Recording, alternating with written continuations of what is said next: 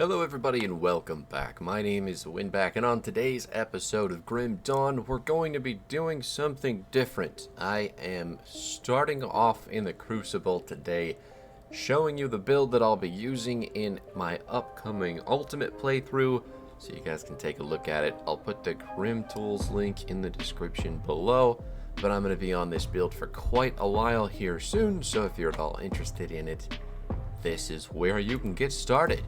But it's a YouTube video, so feel free to like, comment, and subscribe your heart out. But here's what we've got so far. We're an Oathkeeper Occultist build, making us a Sentinel.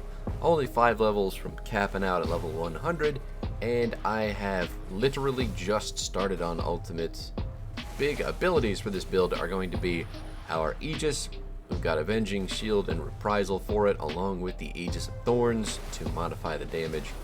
We've got Vire's Might and Tectonic Shift for the cooldown. We're using Path of the Three for maximum acid damage and poison damage, along with the Conversion. Big points into Resilience for some big physical resistances and defensive abilities.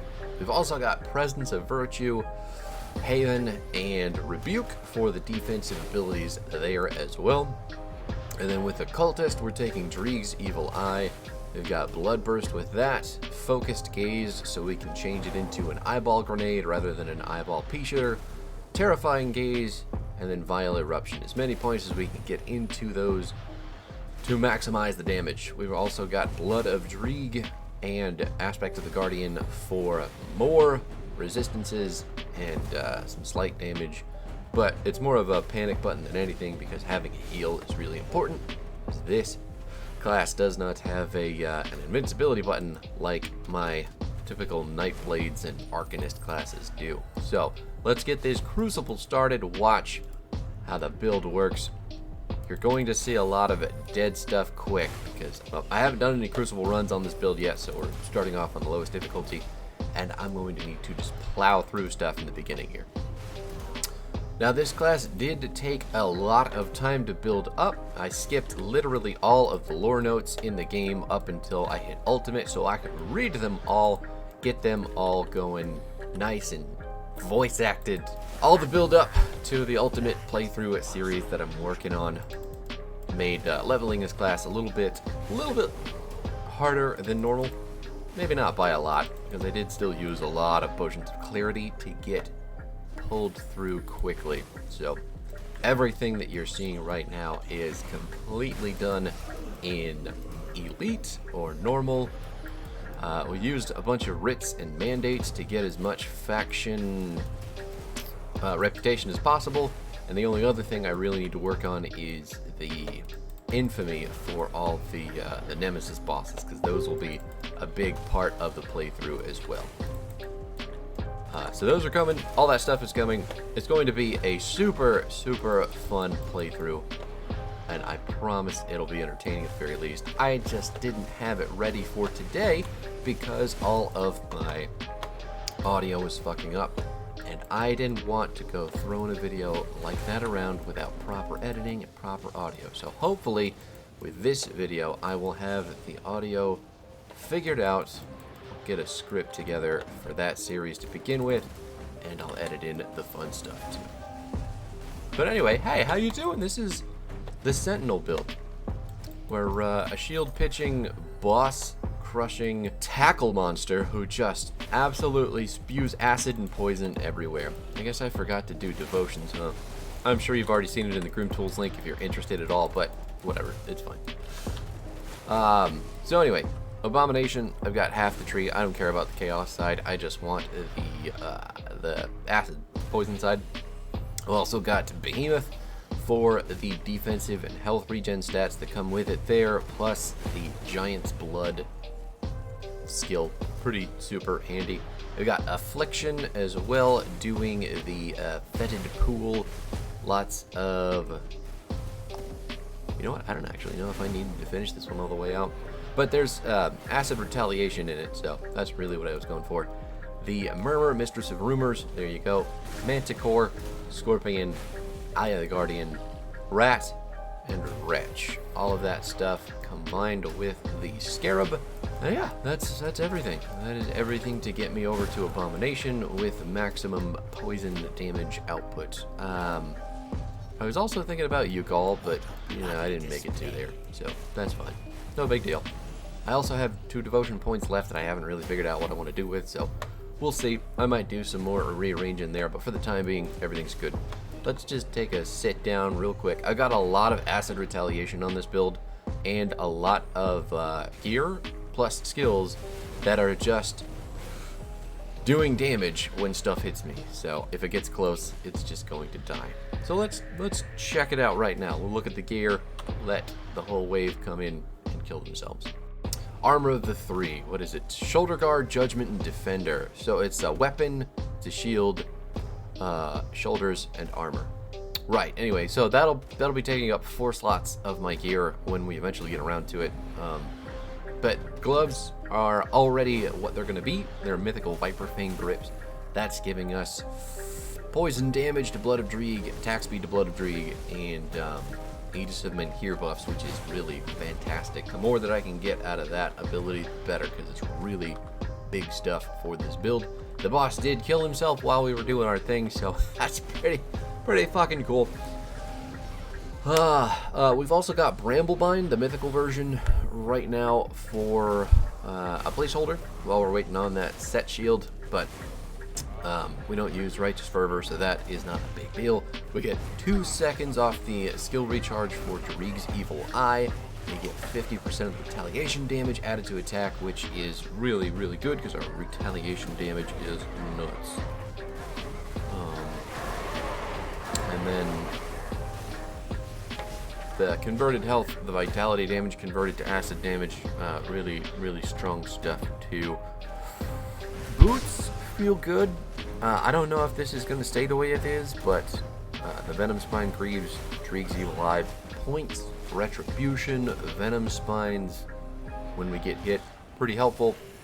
All things considered though, I really just haven't felt like I found a lot of good boots.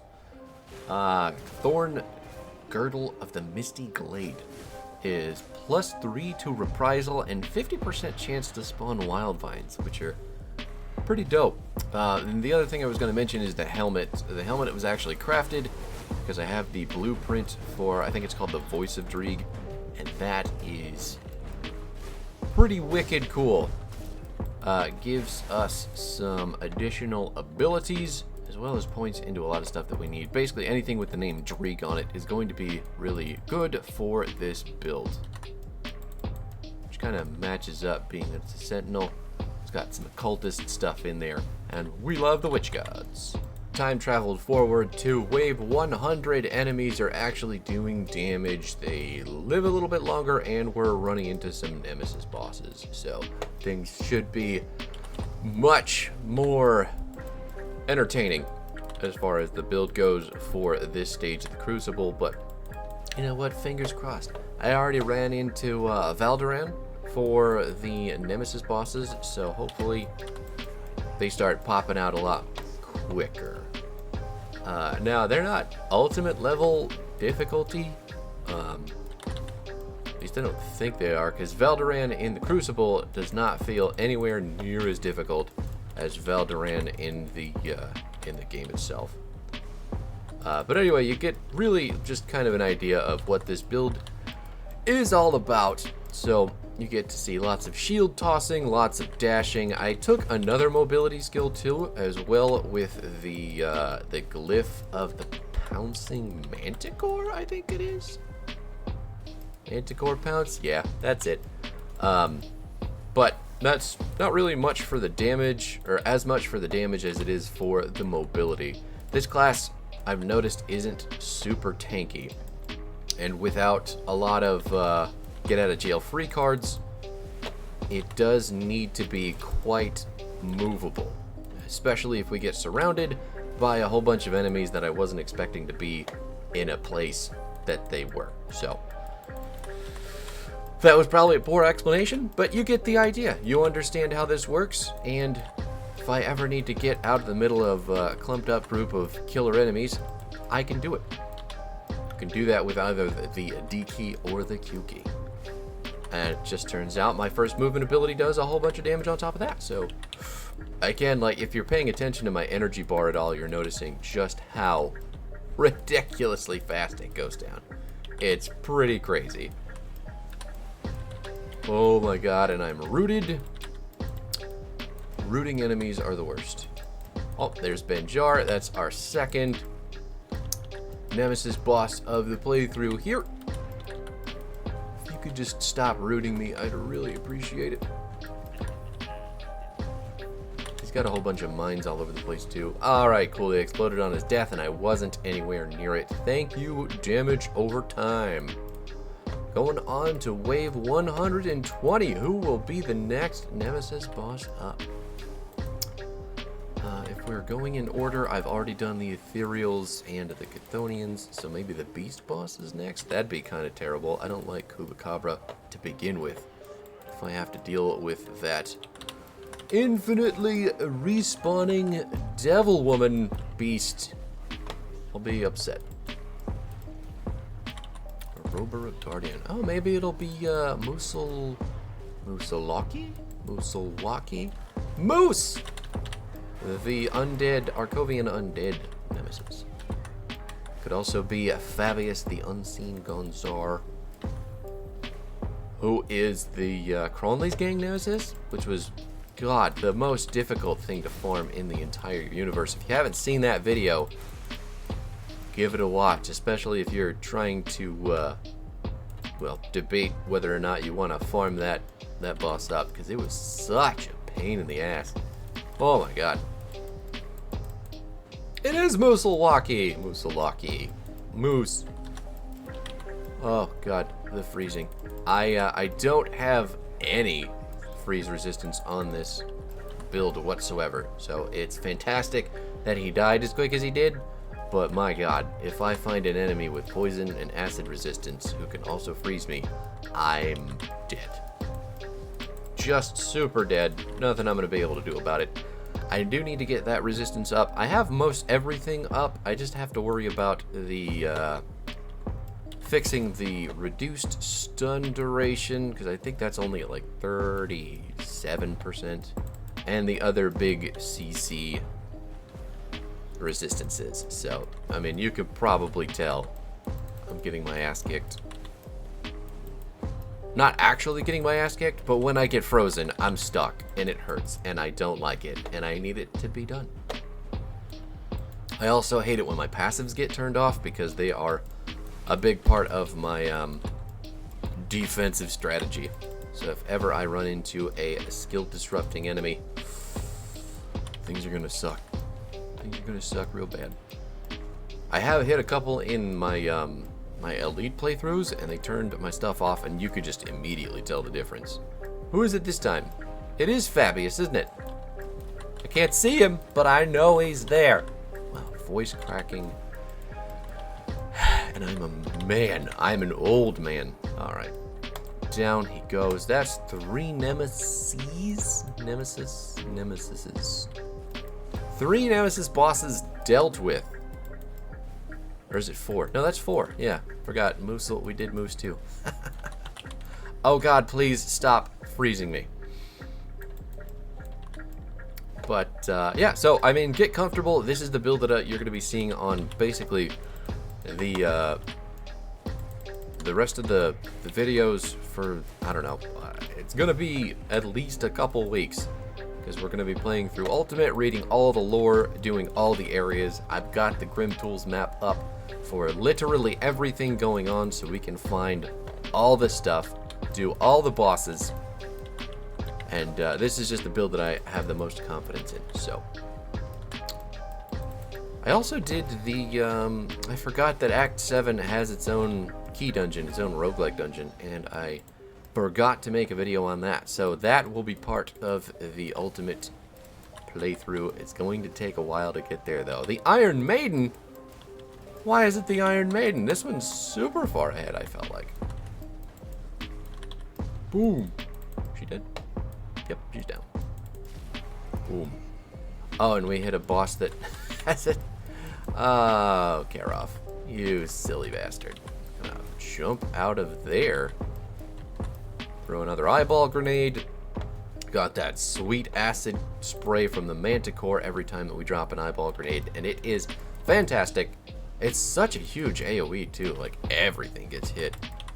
And the damage it's doing isn't anything to sneeze at either.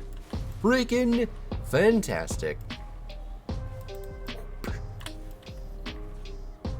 Yeah, I mean, even at wave 128, I guess it's only because we're on the aspirant difficulty. I haven't played through the Crucible yet on this class, so I don't have the Challenger or the Gladiator difficulty updated or available. So everything is pretty smushable, if I'm being honest. Yeah, even some of the bigger bosses that were difficult in the Elite difficulty are not difficult. They don't even live long enough for me to see their levels. 97. 101 on Master Ravok, who is now dead. 102, Xantarin the Immortal. He has killed me! I'm down.